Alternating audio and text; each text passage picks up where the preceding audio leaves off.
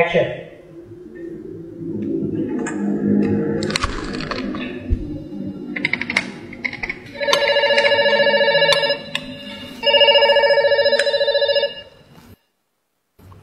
Iya.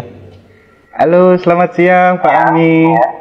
Selamat siang. Iya Pak Ami. Saya perkenalkan, nama saya Dimas dari Bank KRUT Pak. Ada apa Mas Dimas? Boleh minta waktunya 2 menit sebentar aja Pak. Saya ada kabar gembira buat Pak. 2 menit ya. Tapi nanti kita gantian ya. Oh begitu. Ya Mas Dimas 2 menit, kemudian saya ya. Nggak masalah? Oh ya boleh. Boleh. Gitu. Boleh. Nah, silakan Mas Dimas duluan. Ya, monggo.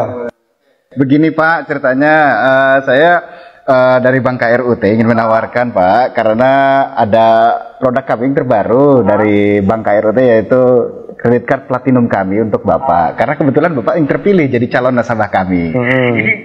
Lumayan besar Pak fasilitasnya, banyak sekali. Kita banyak cashback di beberapa merchant yang terbesar di seluruh Indonesia Pak ya. Kemudian kita ada fitur juga yang Bapak bisa melakukan pencairan dana tunai selama sedikitnya 30 juta dan paling cepat 2 hari Pak pencairannya. Berapa hari? 2 hari. Insya Allah ya. Iya Pak, betul Pak. Dan ini pencairan ini langsung kita bantu secepatnya begitu Bapak ajukan begitu.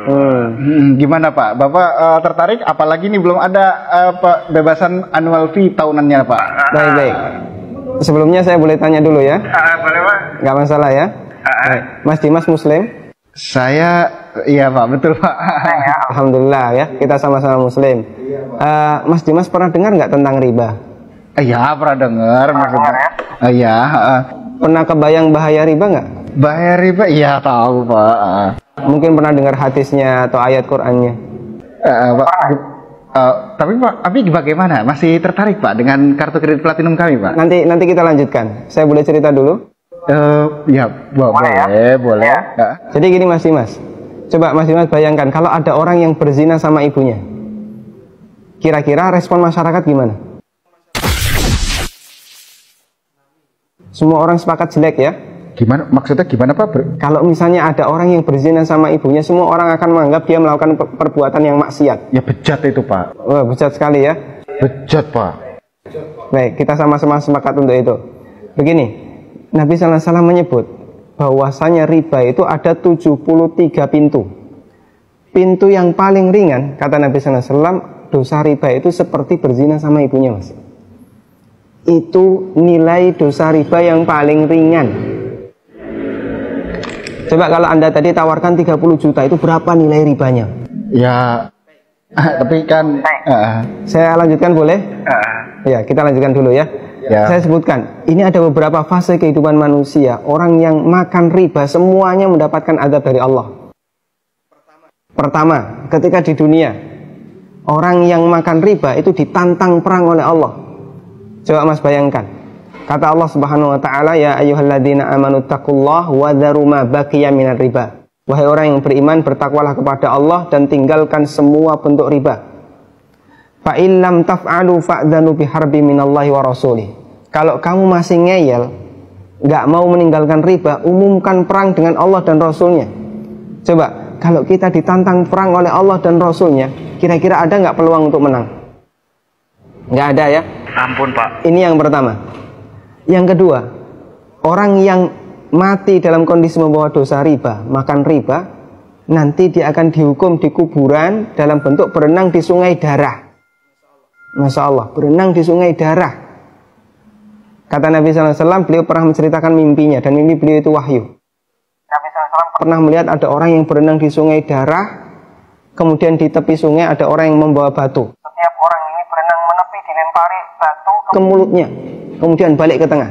Ini yang kedua. Di alam kubur, dia mendapatkan adab berupa berenang di sungai darah. Yang ketiga. Masih ada yang ketiga Pak? Iya. Siap mendengar? Masih sanggup mendengarkan? Iya Pak. Iya, tapi saya lanjutkan ya. Iya Pak. Tapi ketika orang ini dibangkitkan oleh Allah dari alam kubur, dia dibangkitkan dalam kondisi sempoyongan, Mas. Allah Subhanahu wa taala bercerita, "Alladzina ya'kuluna riba la yaqumuna illa kama yaqumul ladzi yatakhabbathu syaitan minal mas." Orang yang makan riba, mereka akan dibangkitkan pada hari kiamat dalam kondisi sempoyongan seperti orang yang kerasukan. Iya Pak. Artinya yang lain berjalan normal, dia sendiri sempoyongan. Menyakitkan. Kemudian yang keempat, tadi sebelum hisab ya, ketika dia dibangkitkan sebelum hisab dia sudah disiksa.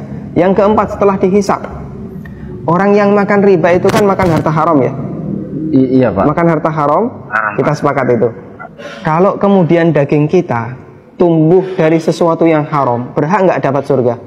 Enggak Pak. Layak nggak dapat surga? Enggak Pak. Sementara tempat di akhirat cuma ada dua pilihan. Kalau nggak surga, neraka. Maka kata Nabi SAW, kullu lahmin nabata bin suhtin, setiap daging yang tumbuh dari sesuatu yang haram, kata beliau, annar aulabi.